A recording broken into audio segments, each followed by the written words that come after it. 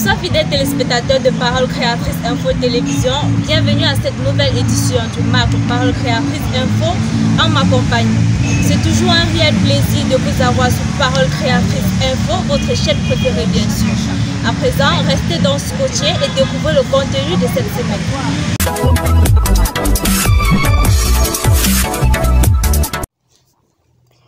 Pour cette semaine, méditons ensemble une citation du prophète William Branham, la prêche entre les 7 âges de l'Église et les 7 sceaux du 17 mars 1963. Dans cet extrait au paragraphe 83, il est écrit, je cite, « Mais, oh quel espoir béni pour le croyant qui lève les mains, car notre rédemption approche. » Quand il voit ces choses qui commencent à arriver, c'est un moment glorieux pour le croyant. L'éditorial de cette semaine porte sur plus de dons à l'épouse à cause de sa grande responsabilité. Au 7e paragraphe de cet extrait, il est écrit, je cite, « C'est l'esprit de l'humilité dans lequel l'œuvre est entreprise que Dieu considère. Celui qui n'a reçu qu'un talent peut exercer une certaine influence et son action est nécessaire. » Comme actualité de cette semaine, nous avons le culte du dimanche 30 juillet 2023 au Love Divine Sanctuary de Douala, culte présidé par le révérend pasteur Lambert Robinson dans son thème « La très haute surveillance avec pour test d'appui 2 Rois 6, versets 1 à 17. » Ici, l'homme de Dieu exhorte le peuple en ces termes, je cite, « Notre Dieu est le maître de tous les esprits. » Nous sommes les pratiquants du christianisme. Nous devons être complets dans notre existence. La suite de cette actualité dans votre magazine en ligne. L'écho d'ici d'ailleurs nous présente le culte du dimanche 23 juillet 2023 au Carmel Tabernacle de Colbisson, Yaoundé, avec pour prédicateur l'apôtre Joseph Tombok, dans son thème « Tournez les regards sur Jésus ». Retrouvez l'actualité de toutes les églises filles et sœurs dans notre émission préférée, Actu des églises. Poursuivons à présent la rubrique d'exhortation qui a pour titre une jeunesse appelée à lever la tête et à devenir un courant de vie.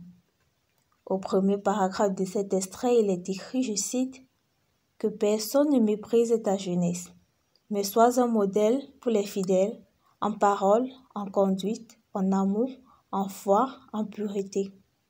Jusqu'à ce que je vienne, applique-toi à la lecture, à l'exhortation, à l'enseignement. » La lettre aux compatriotes de la diaspora a pour titre « Afin que nos enfants participent aussi à la gloire de celui qui doit venir ».